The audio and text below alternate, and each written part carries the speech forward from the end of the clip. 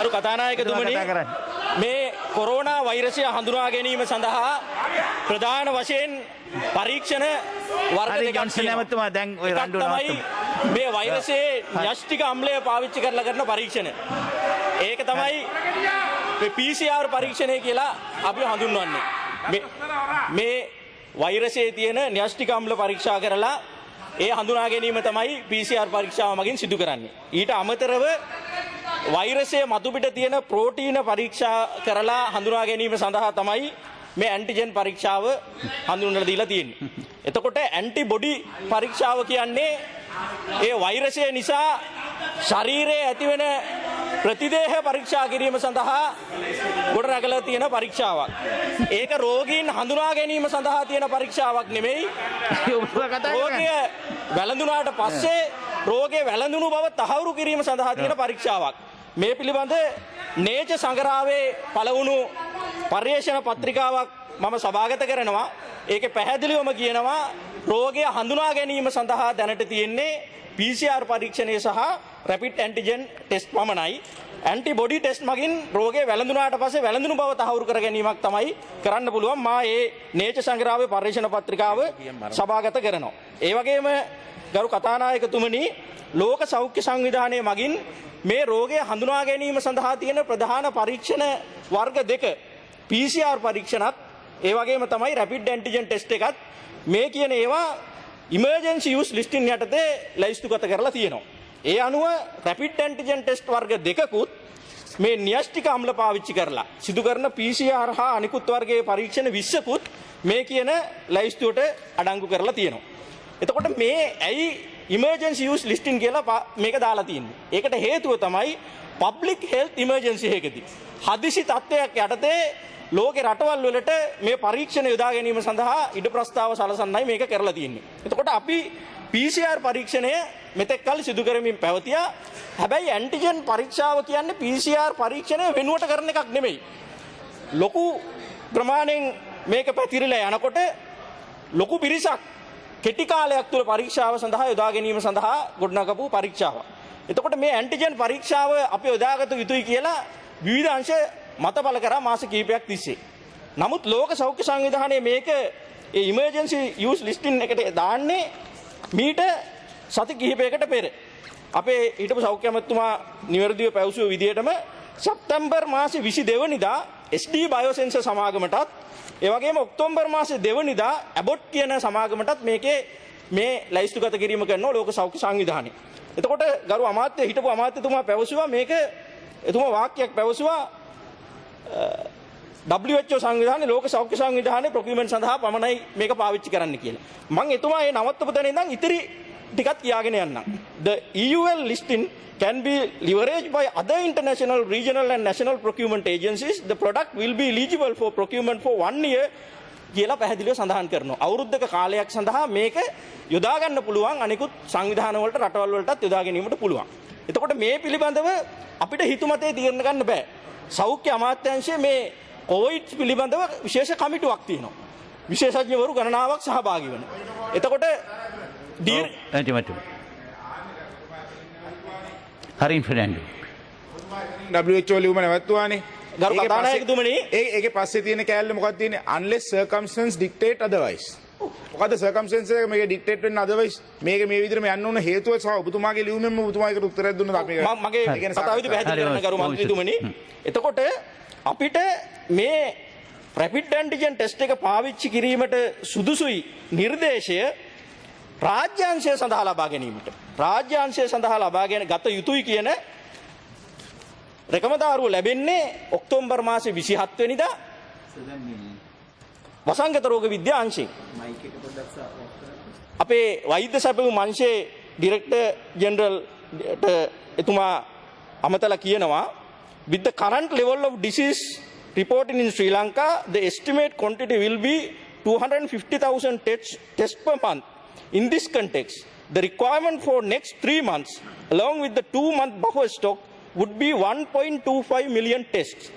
This forecasting is based on the current status of the disease in the country. In case of change in the disease pattern that need revisions to the estimate, it will be informed in due course.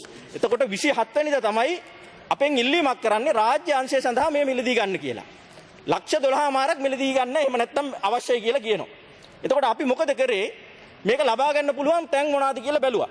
විශේෂයෙන්ම අපේ සෞඛ්‍ය අමාත්‍යාංශයේ ලේකම්තුමා විශේෂඥ වෛද්‍ය සංජීව මුණසිංහ මැතිතුමා එතුමා පිළිබඳව මෙතන සඳහන් වුණා. එතුමා ඊටාම දක්ෂ අවංක කාර්යශූර නිලධාරියෙක්. එතුමා ලෝක සෞඛ්‍ය සංවිධානයේ සමග විවිධ වර ගණනාවක් සාකච්ඡා කරලා අපිට කට්ටල ප්‍රමාණයක් ලබා ගන්න එකකතාවකට පැමිණියා. නමුත් ඒක ළඟා වෙන්න සති දෙකකට වැඩිය කල් ගත වෙනවා කියලා අපිට දැනුම් දුන්නා. ඒ අනුව අපි ඉන්දියාව හරහා ඉන්දියාවේ ලෝක සෞඛ්‍ය සංවිධාන කාර්යාලය හරහා එතුමා පෞද්ගලිකව මැදිහත් වෙලා කතා කරලා ලක්ෂ 2ක් මේ රැපිඩ් ඇන්ටිජන් ටෙස්ට් ඉන්දියාවෙන් හරහා ලෝක සෞඛ්‍ය සංවිධානයෙන් ලබා ගැනීමට කටයුතු යෙදුවා. එතකොට ලක්ෂ 2යි එන්නේ අපිට උපරිම එතනින්. ඒ වගේම අපි ආසියානු සංවර්ධන බැංකුවට කතා කරලා එල්ලීමක් කරා අපිට උදව් කරන්න මේ ටික ගන්න කියලා. එතකොට යොවුන් පැවසුවා ලක්ෂ 3ක් අපිට ලබා දෙන්න පුළුවන් කියලා ඉවරලා ඒ සඳහා කටයුතු යොදන්න පුළුවන් කියලා. හැබැයි ලක්ෂ 12මාරක් ඉල්ලලා තියෙනවා. ඉතින් ඒක නිසා තමයි පෞද්ගලික අංශය හරහා මේ ලබා ගැනීම සඳහා අවශ්‍ය ටෙන්ඩර් ක්‍රියාමාර්ග ආරම්භ කරනු ලැබුවේ. එහෙම නැතුව හිතුමතේ වෙච්ච දෙයක් නෙමෙයි.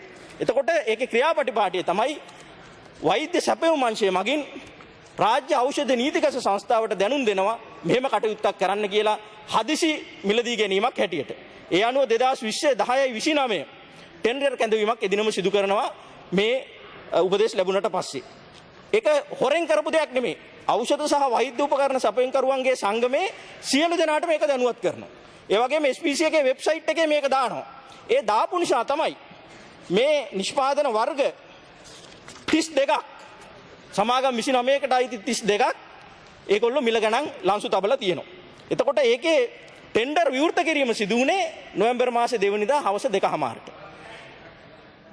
ගරු මන්ත්‍රීතුමනි රටේ තියෙන පබ්ලික් හෙල්ත් ඉමර්ජන්සි එකක් නිසා හදිසි ටෙන්ඩර් කැඳවීමක් තමයි සිදු කරේ. මොකද සාමාන්‍ය ටෙන්ඩර් පටිපාටිය ගියා නම් සති ගණනාවක් ගත වෙන නිසා තමයි ඒ තීරණය ගත්තේ. මීට පෙරත් ඒ ආකාරයේ මිලදී ගැනීම කරලා තියෙනවා.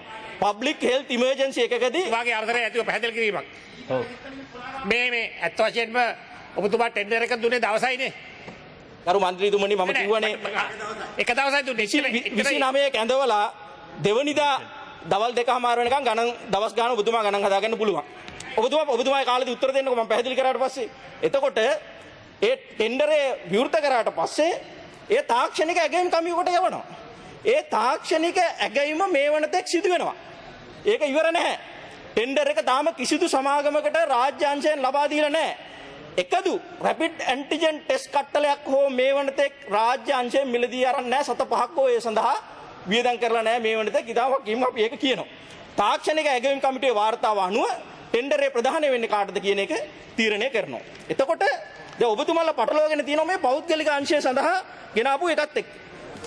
මේක තමයි මෙන්න පැහැදිලි කිරීම. ද ලෝක සෞඛ්‍ය සංවිධානයේ මම කිව්වා රැපිඩ් ඇන්ටිජන් ටෙස්ට් සඳහා මේ ඇබොට් සමාගමත් SD බයෝසෙන්සර් කියන සමාගමත් තමයි මේ රැපිඩ් ඇන්ටිජන් ටෙස්ට් එක හදන්නේ. මේ සමාගම් දෙකේම ශ්‍රී ලංකාවේ නියෝජිතයා හැටියට කටයුතු කරන්නේ ජෝර්ජ් ස්ටුවර්ට් සමාගම. ඒක අද ඊයේ වෙච්ච දෙයක් නෙමෙයි. එක සමාගමක 2008 ඉඳනුත් අනිත් එක 2016 ඉඳනුත් කරනවා. එතකොට ඒ ලියාපදිංචිය දීලා තියෙන්නේ ඔය කියන ශ්‍රී ලංකාවේ පෞද්ගලික සමාගමට මේ අපේ ආණ්ඩුව ආවට පස්සේ නෙමෙයි.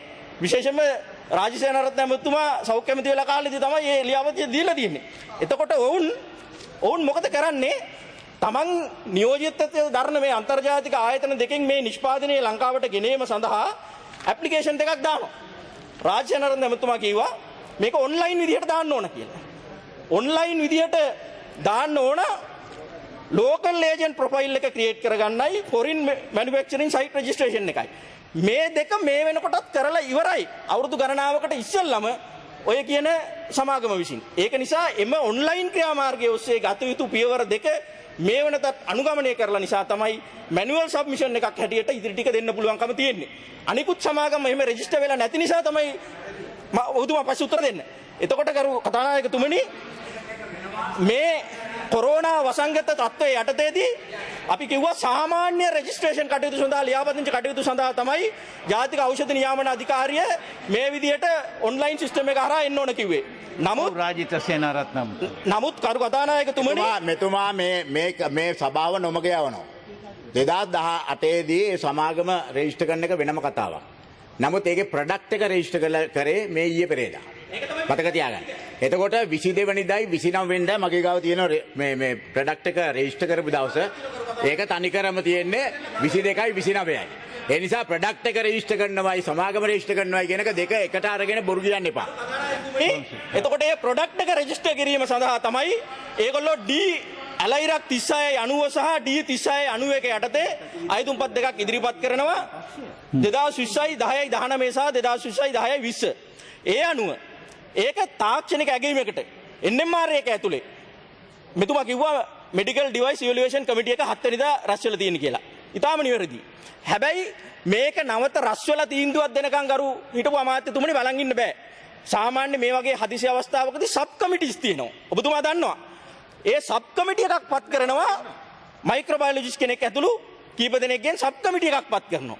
ඒ සබ් කමිටි එකට මේ කියන නිෂ්පාදනය පිළිබඳ විස්තරය අවලා ඒ සබ් කමිටි එකේ අනුමැතිය ලැබුණට පස්සේ තමයි ඒ සඳහා ඒ අවශ්‍ය ලියාපදිංචි කටයුතු කරන්නේ.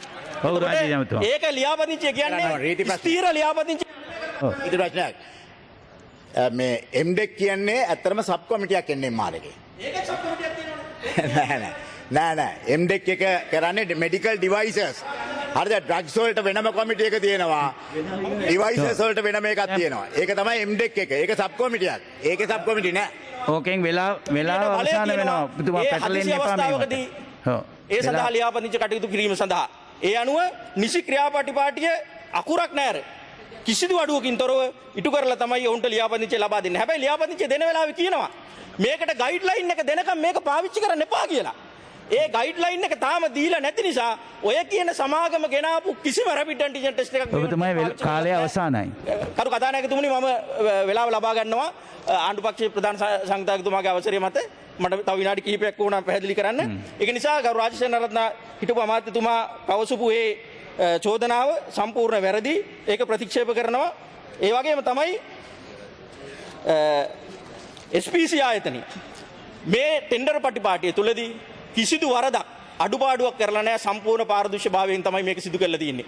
හැබැයි විපක්ෂයේ മന്ത്രിවරු හිතාමතාම මේක පාවිච්චි කරා මේ පෞද්ගලික අංශයට ගෙනීම සහ රාජ්‍ය අංශයට ලබා ගැනීම කියන කාරණා දෙක මිශ්‍ර කරලා වැරදි ප්‍රතිරූපයක් මැවීම සඳහා රට තුල ඒකෙන් පාඩු වුණේ කාටද?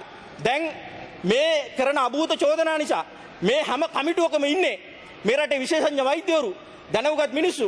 දැන් කමිටුවකට කෙනෙක් එන්න බයයි මේ කරන අභූත චෝදනා නිසා.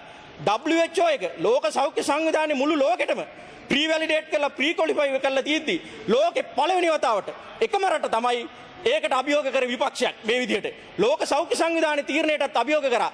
ඒකෙන් වෙන්නේ මේ ක්‍රියාවලිය පරක් වෙන එක.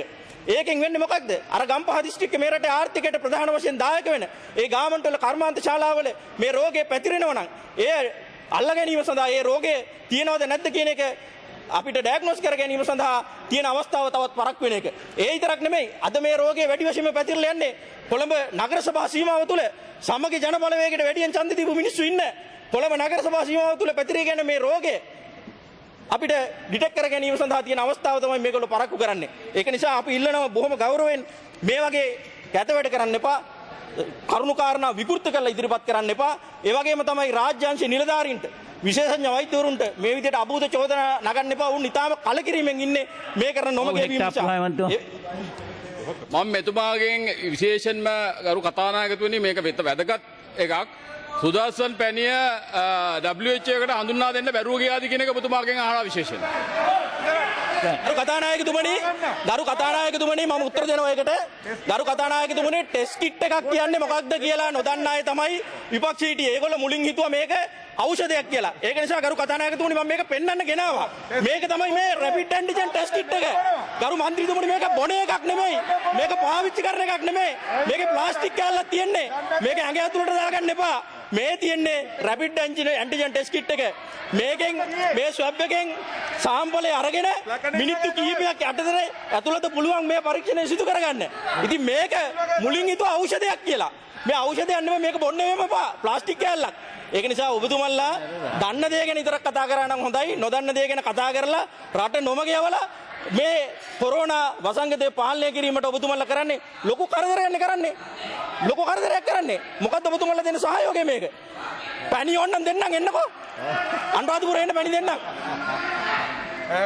ඔව් නානයක් කර ඇකතුමනි ගරු රාජ්‍ය අමාත්‍යතුමා අපි දන්නවා උගත් අමාත්‍යතුමෙක් ඒ වගේම උපාධිය පිළිබඳ ප්‍රශ්න මේ දවස්වල මාධ්‍ය කතා වෙනවා. ඒක නෙමෙයි. දැන් මේ WHO එකයි එතකොට මේ මුට්ටි අතෑරීමයි අතර තියෙන සම්බන්ධතාවය මොකක්ද කියලා මම අහන්න ඊට කැමතියි. ප්‍රශ්නයක් නෙවෙයිනේ මේ රට ගරු කතානායකතුමනි ඔබතුමා මේ විපක්ෂය මේ වගේ තමයි අභූත චෝදනාවක් නගනවා මඩක් දානවා ලංකා ඊයා නිවුස් එකේ දාලවිල්ල මෙතන කියනවා.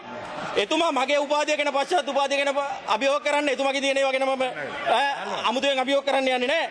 කෙසේ නමුත් මම ඊටාම පැහැදිලිව ප්‍රකාශ කරනවා බණ්ඩාරමත් ගරු කතානායකතුමනි ඉතා වැදගත් ත්‍රි ප්‍රශ්නයක් දැන් ඊයේ මාත් එක්ක අපේ කේලිය රඹුකල්ල මැතිතුමත් හිටියා. ඒ අවස්ථාවේ එතුමාටත් කියුණා මේ කට්ටලයට බේතක් කියලා. එහෙම වරදින වෙලාවල් තියෙනවා. මේක නෙමෙයි ඔබතුමාගේ පැණිය ගැන කියන්නකෝ. මේ වෙන විකාර කියන්නේ නැතුව. බොහොමස්තුතියි. ඔබතුමා අර ගෙදර පෙරපු කසිප්පු ගැන කියන්න බැයිද? ඔබතුමා ගෙදර පෙරපු කසිප්පු ගැන එහෙම කියන්න බැයිද? ඒක ගැන කිව්වොත් එහෙම මම පැණි ගැන කියලා දෙන්නම් ඔබතුමාට. ඔව් මරිකර්මන්තුමා. මරිකර්මන්තිතුමා. පොයින්ට මරිකර්මන්තුමා. මේ විදියට මම අහන්න